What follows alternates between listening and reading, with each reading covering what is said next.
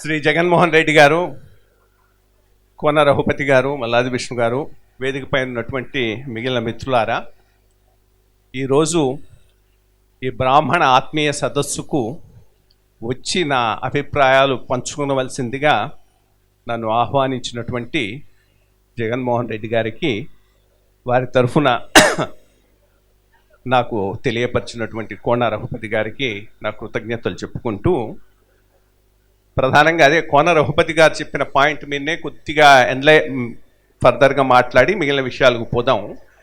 ప్రధానంగా నేను అనుకునేది బ్రాహ్మణుల్లో సాధికారత అవసరం. బికాస్ అది లేదు.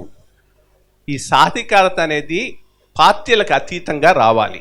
దానికోసమే నేను అక్కడ ఉన్నన్నాళ్ళు కృషి చేశాను. దానిలో భాగంగానే నేను కోన రఘుపతి గారిని కూడా ఇన్వాల్వ్ చేయటం జరిగింది. మన ఇష్యూస్ను గురించి మాట్లాడేటప్పుడు పార్టీలకు అతీతంగా ఇష్యూస్ మీద యునైట్ అవుదామని ఈరోజు నేను ఇక్కడికి వచ్చింది కూడా అదే స్ఫూర్తితో వచ్చాను. ప్రధానంగా చారిత్రకంగా చూస్తే గత 50-60 దశాబ్దాల్లో, ఈ 50-60 ఏండ్లలో ఏదైనా ఒక వర్గం బాగా నష్టపోయింది అంటే స్వాతంత్ర్యం తర్వాత అది బ్రాహ్మణుడు. దాంట్లో ఎటువంటి సందేహం లేదు. చాలా ఉన్నతమైన సామాజిక స్థానము, చాలా చెప్పుకోలేని ఆర్థిక దుస్థితి, ఈ రెండు ఒకటికొకటి మిళితమై బయటపడలేక, ఇంట్లో అనుభవించలేక చాలా ఈ ఫ్యామిలీస్ దెబ్బతిన్నటువంటి విషయం వాస్తవం. ఇటువంటి వాళ్ళకి ఏం చేయాలి? అందుకనే జగన్మోహన్ రెడ్డి గారు కమ్యూనిటీకి ఒక కార్పొరేషన్ ఉండటం తప్పులేదంటే నేను నిజమేనని భావిస్తాను. ఎందుకంటే ఈచ్ కమ్యూనిటీకి కొన్ని స్ట్రెంగ్స్ ఉంటాయి, వీక్నెసెస్ ఉంటాయి. వాటికి అనుగుణంగా ప్రోగ్రామ్స్ను మనం ముందుకు తీసుకుపోవాల్సినటువంటి అవసరం ఉంది.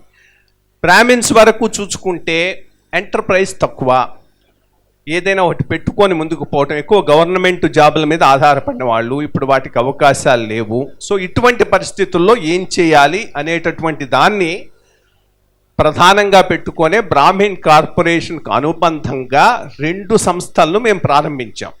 ఒకటి బ్రాహ్మిన్ కోఆపరేటివ్ క్రెడిట్ సొసైటీ, రెండోది ఏబీసీ కనెక్ట్ అని.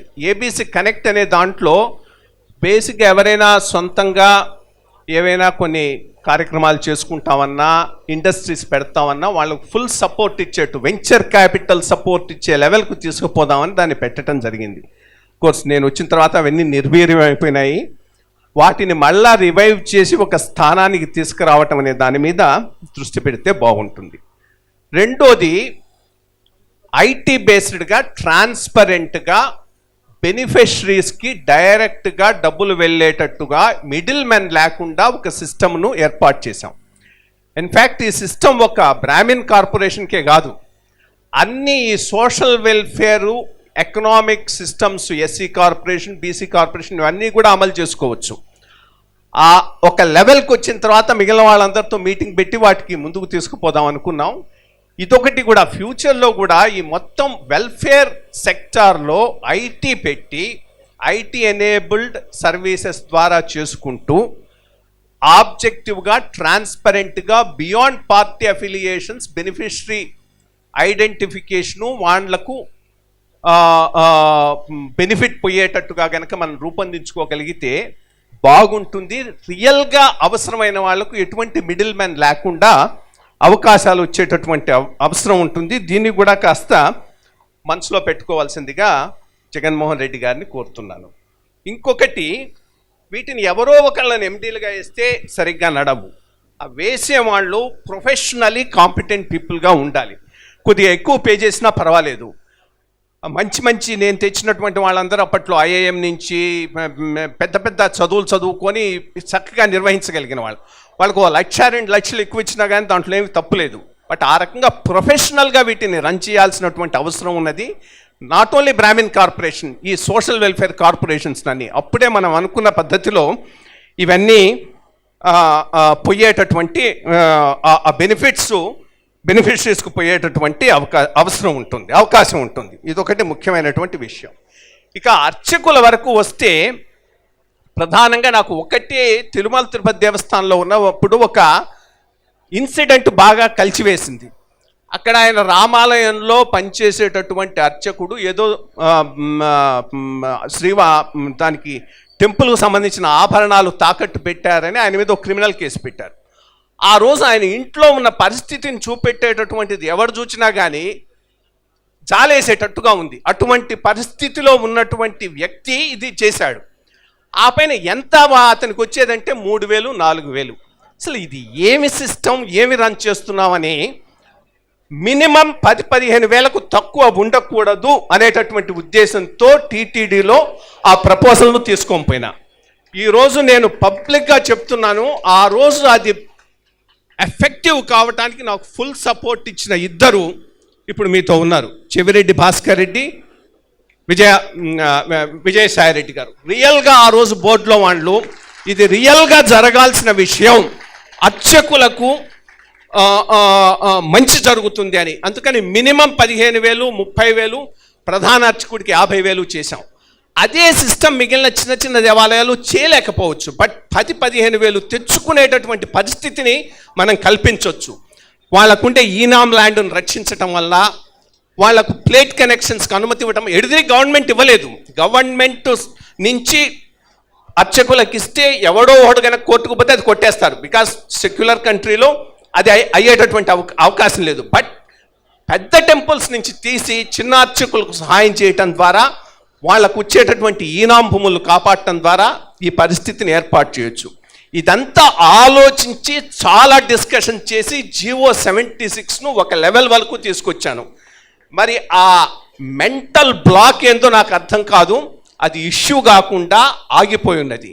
నేను ఒకే మాట చెప్పగలను విత్ ఫుల్ కాన్ఫిడెన్స్, దీనివల్ల ప్రభుత్వానికి ఫైనాన్షియల్ కమిట్మెంట్ ఏమీ లేదు.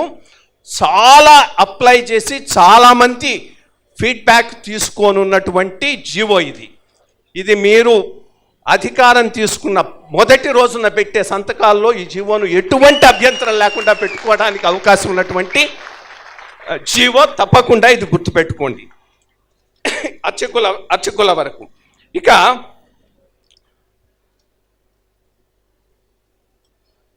ఈ టెంపుల్ ల్యాండ్స్ను ప్రొటెక్ట్ చేసుకోవాల్సినటువంటి అవసరం ఉన్నది. టెంపుల్ ల్యాండ్స్లో 2 ఉన్నాయి. అర్చకులకు ఉండే ఈనామ్ ల్యాండు, సర్వీస్ ఈనామ్స్, రెండోది దేవుడి పేరు మీద ఉండేటటువంటి ఈనామ్ ల్యాండ్స్. సుప్రీంకోర్టు జడ్జిమెంట్ ఇచ్చిన తర్వాత కూడా అక్కడ ఎవరెవరు ఉన్నారో వాళ్ళకి అనుభవం వచ్చేటట్టుగా దీన్ని మేము మారుస్తాము యాక్ట్ అంటే అది అర్థం లేదు. తప్పకుండా దేవుడి భూములు ఎవడి భూములు కాకుండా పోయినాయంటానికి ఇది ఒక పెద్ద ఉదాహరణ. దీనిని ప్రొటెక్ట్ చేసుకోకపోతే దేవాలయాల్లో మనం ఏ రకమైనటువంటి అభివృద్ధి చేయలేము. కాబట్టి దీని విషయంలో అవసరం వస్తే ఇటువంటి దృక్పథంతో ముందుకు ప్రభుత్వం పోతే మాత్రం న్యాయస్థానాలకు పోయి కూడా వాటిని రక్షించుకోవాల్సినటువంటి అవసరం ఉంది. అట్లాగే ఈనామ్ ల్యాండ్లు, సర్వీస్ ఈనామ్ ల్యాండ్స్, ఈ సర్వీస్ ఈనామ్స్ వాళ్ళు చేసేటటువంటి సర్వీస్కి వచ్చేవి. రెండోది ఏంటంటే అర్చక వృత్తి కేవలం బ్రాహ్మణ వృత్తి కాదు, చాలామంది ఉన్నారు దాంట్లో అర్చకులలో. ఇన్ఫ్యాక్ట్ ఈ ఇష్యూ చిన్న టెంపుల్స్కి వచ్చేటప్పటికీ ఇతర కులాల వాళ్ళకు సంబంధించినటువంటి అర్చకులు చాలామంది ఉన్నారు. ధార్మిక స్టాఫ్లో నీకు నాయ బ్రాహ్మిన్స్ వస్తారు, లోకల్గా పనిచేసేటటువంటి రచకులు వస్తారు. సో ఇదంతా ధార్మిక స్టాఫ్కు సంబంధించినటువంటి విషయం. ఇదేదో బ్రాహ్మణులకు సంబంధించినటువంటి విషయంగా కూడా ఆలోచించాల్సినటువంటి అవసరం లేదు ఇది. కాబట్టి దీన్ని ఒకటి ప్రధానంగా ముందుకు తీసుకుపోవాల్సిందిగా కోరుతూ ఉన్నాను. ఇక పెద్ద ప్రాబ్లం బ్రాహ్మణులతో పాటు కాస్త సౌమ్యంగా ఉండే వైశ్యులకు ఉండేటటువంటి పెద్ద ప్రాబ్లము, వీళ్ళ భూములు సాఫ్ట్ టార్గెట్స్ ఫర్ కబ్జా. దీనిని అరికట్టాల్సినటువంటి అవసరం ఎంతైనా ఉంది. ఇదే ఉద్దేశంతో నేను బ్రాహ్మణ కార్పొరేషన్లో ఒక ల్యాండ్ ప్రొటెక్షన్ వింగ్ అని పెట్టా. దీంట్లో ఒక రిటైర్డ్ ఎస్పీని, రిటైర్డ్ ఆర్డీఓను, ఒక లీగల్ ఎక్స్పర్ట్ను పెట్టి, ఇప్పుడు మళ్ళీ అది నిర్వీర్యం అయిపోయింది అనుకోండి. ఇప్పుడు ఈ గూడవర్తి పద్మావతి కేసులో పర్ఫెక్ట్గా వాళ్ళు పనిచేయాల్సినటువంటి అవసరం ఉన్నది. ఏంటంటే పోలీస్ ఆఫీసర్ వచ్చి ఆమె సోషల్ మీడియాలో తన వీడియో పెట్టింది కాబట్టి ఆమె మీద కేసు పెడతా ఉంటుంది. అంతకన్నా దారుణం ఏమైనా ఉంటుందా? ఆమెను పిలిపించి ఒక హైదరాబాద్లో టాప్ క్లాస్ లాయర్ను పక్కన పెట్టుకొని ఈ ఇష్యూను మొత్తాన్ని నేను అనలైజ్ చేశా. లా అంతా ఆమె సైడ్ ఉన్నది, కేవలం లోకల్ రాజకీయ నాయకుల ప్రభావం వల్ల ఈరోజు పరిపాలనా యంత్రాంగం ఎంత కలుషితమైపోయిందంటానికి ఒక గుడవర్తి పద్మావతి కేసే మనకు పెద్ద నిదర్శనం. ఒక లేడీ మీద దొమ్మి కేసులు పెడతారండి. అక్కడ ఉండేటటువంటి స్ట్రాంగ్ కమ్యూనిటీస్కి అగెనెస్ట్గా ఈమె దొమ్మి చేసిందని ఆ ఎఫ్ఐఆర్ చూసిన లాయం నవ్వుతున్నాడు. ఏమేమి సెక్షన్స్ పెట్టారు సార్ ఈమె మీద, ఈమెను చూస్తూ ఉంటే ఈ రకంగా ఉందని. ఇంత దారుణమైనటువంటి పరిస్థితి ఉంటే మాత్రం ప్రజలందరూ తిరగబడాల్సినటువంటి అవసరం ఎంతైనా ఉన్నది. ఇక మూడో ఇంపార్టెంట్ ఇష్యూ ఈ ట్రస్ట్ బోర్డులు. వీటిని కొద్దిగా ఆలోచించి ధార్మికమైనటువంటి మనుషులతో వేస్తే తప్పకుండా ధార్మికమైనటువంటి కార్యక్రమాలు ఎక్కువ జరిగేటటువంటి అవకాశం ఉంటుంది. వీటిని పునరావాస కేంద్రాలుగా, రాజకీయ పునరావాస కేంద్రాలుగా మాత్రం పరిగణించవద్దు. రాజకీయ పునరావాసానికి మిగిలిన అన్ని కార్పొరేషన్స్ను వాడుకోండి, కానీ ట్రస్ట్ బోర్డ్స్ను ఎగ్జామ్ చేయండి. అప్పుడే దేవాలయాలు సరిగ్గా నడిచేటటువంటి అవకాశం ఉంటుంది. ధార్మిక పరిషత్ యాక్చువల్లీ ఈ రెండు కూడా రాజశేఖర రెడ్డి గారు ఉన్నప్పుడు జరిగినటువంటి 2007 అమెండ్మెంట్. ఒకటి ధార్మిక పరిషత్ ఒకటి ఏర్పాటు చేయడం, అట్లాగే అర్చకులకు వారసత్వ హక్కులను పునరుద్ధరించడం. ఈ హక్కులను పునరుద్ధరించిన దానికి యాక్చువల్గా లా అమెండ్ అయిన తర్వాత రూల్స్ ఇవ్వటం అనేది ఇట్ ఈస్ మ్యాండేటరీ. ఆ రూల్స్ ఆపారు, అందుకని కోపం వస్తున్నది. ఆ రూల్స్ ఆపాల్సినవి కాదు, ఎప్పుడో ఇచ్చేసి ఉండాల్సింది. సో ఈ రెండు కూడా చాలా ప్రధానమైనటువంటి విషయాలుగా గుర్తుపెట్టుకోవాల్సిందిగా రిక్వెస్ట్ చేస్తున్నాను. వీటన్నిటికీ మించి చాలా ముఖ్యమైనటువంటిది రాజకీయ సాధికారత. ఈరోజు మొత్తం పవర్ అంతా రాజకీయమైంది. ఆ రాజకీయంలో స్పేస్ లేకపోతే చాలా నష్టపోతాం, అది తెలుస్తూ ఉన్నది. ఒక్క కోన రఘుపతి తప్పితే ఈరోజు అసెంబ్లీలో ఈ కమ్యూనిటీని రిప్రజెంట్ చేయడానికి ఎవరూ లేరు.